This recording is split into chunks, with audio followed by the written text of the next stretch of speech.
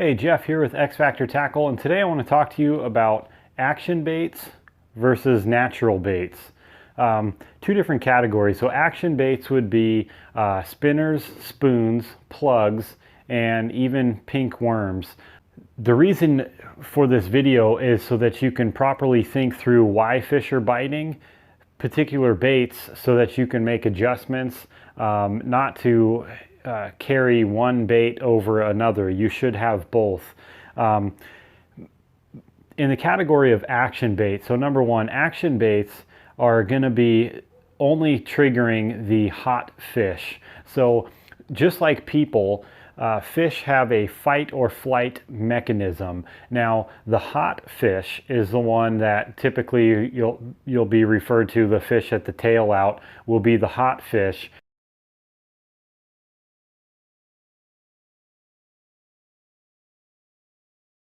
And that's when guys will run, a pink worm. I'll run shrimp tail teaser would also be an action bait, and I'll let my float even if I'm float fishing, I'll let it go across the tail out like that before we move down river, and I'll catch a lot of fish that way. And I always think of it as the hot fish is right there because there's a lot of reasons, but they're going to be moving up out of there pretty quickly and onto the next drift.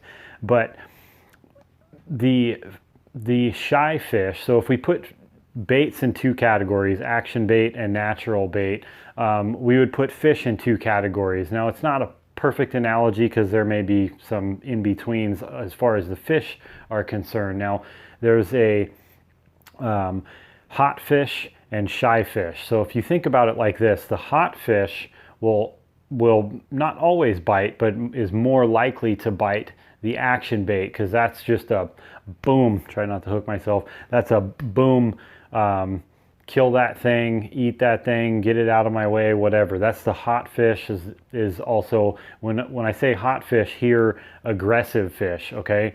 And so if I don't have a whole lot of time to fish, say I've got an hour, which happens to me an awful lot. If you follow us on social media, I'll post, hey, I had an hour to fish, here's what happened, I hooked X number of fish on this bait, go out and do likewise.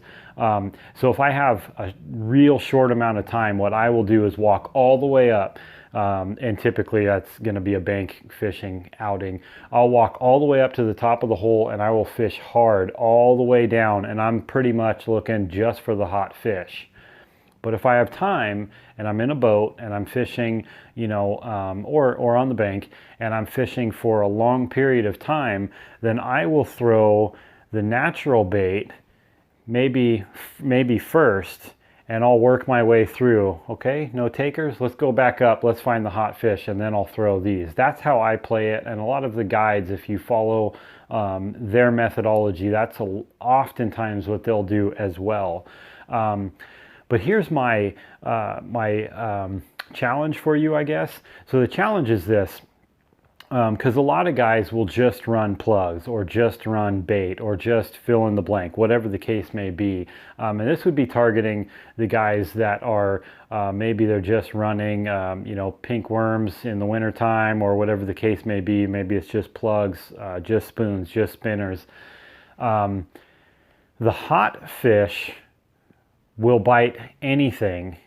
The shy fish will pretty much always flee on this. That's that flight mechanism, but they'll bite the natural bait because it's just, oh, that looks like food, right? For whatever reason, they're skittish. Now, it could be pressure, barometric pressure, could be pressure from boats, you name it. You could think of all kinds of scenarios. The natural bait will catch all the fish in the hole. Now, it doesn't mean, because what I don't want you to hear is to say, well, if that's the case, then we do that all the time. Because sometimes they don't want this. Sometimes they don't want the natural bait. Sometimes they want to, sometimes they just want worms. Well, I don't have a miracle worm here, but our miracle worms, well, here we go. Our miracle worms can have more of a subtle presentation than this. This is a 4-inch steelhead slayer, which has a lot of action. It's kind of a violent bait, we call it. But you know, so there it can kind of play both roles, especially if it's being drift fished, bounced on the bottom side, drift from the boat, etc.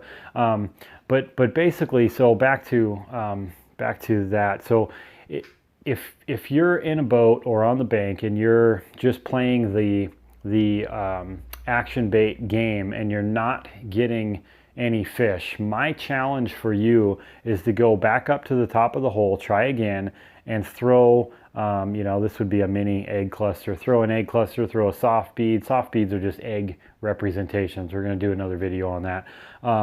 But basically throw something out there that's natural and just allow it to just drift along. And I will guarantee you, you will catch more fish. Will you catch fish every time? Definitely not.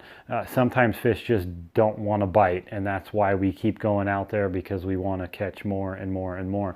But my challenge for you is to mix and match both and to understand what is taking place when they're slamming this bait. Now, it doesn't necessarily mean that they don't want any action bait, because we can just switch colors and whatever. But I have found more often than not, the hot fish, especially on a good day, the hot fish is aggressive and far less picky, which is why people just keep running, you know, the plugs, the spoons, the spinners, the pink worms, whatever, because it's working. And by all means, if it's working, keep rolling with it.